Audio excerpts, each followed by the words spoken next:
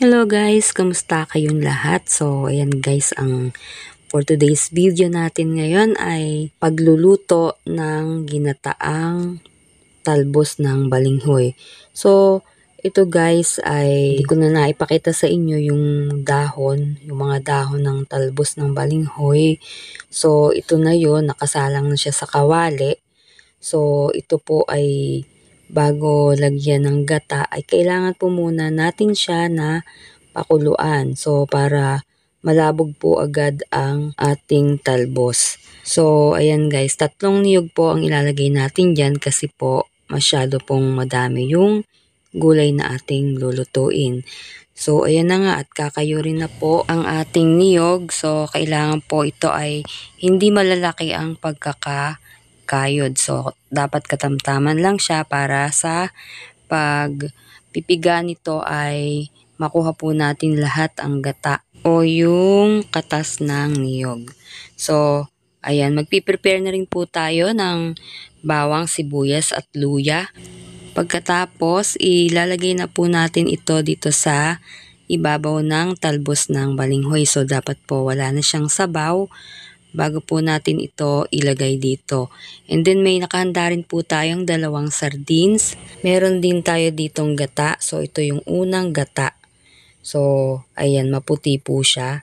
So, ito ay huling ilalagay. So, may tinatawag tayong unang gata at pangalawang gata. So, dito, pagluluto, ilalagay po natin ditong unang sabaw ay yung pangalawang gata. So, yun po yung medyo malabnaw.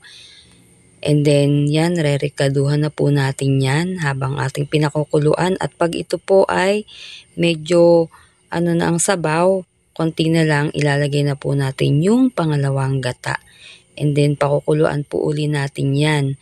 So, isasabay na rin po natin ang paglalagay po ng lahok na sardinas. So, dito po ay pwede kang maglahok kahit anong gusto mo. Pwede hong karne, pwede ring isda o manok. So, nasa sa inyo po kung ano yung gusto nyong ilagay. So, sa pagluluto po namin, dahil ito lang po ang budget para dito, ay sardinas po yung aming nilagay. Then, after po nyan, tatakpan po natin at hahayaan po natin itong kumulo ng kumulo hanggang sa maiga at konti na lang ang matirang sabaw.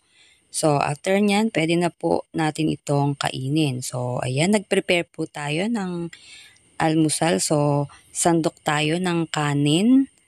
So, may kanin tayo dito at meron din po tayong gulay at tuyo. So, ito po yung ating almusal ngayon. So, tikman na po natin ang ating nilutong talbos ng balinghoy. So, ito po ay ginataang talbos ng balinghoy.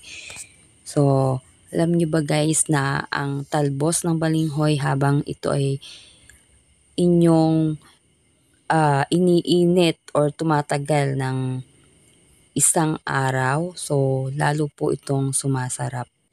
Ayan guys, kain na po tayo. Thank you for watching. Bye guys!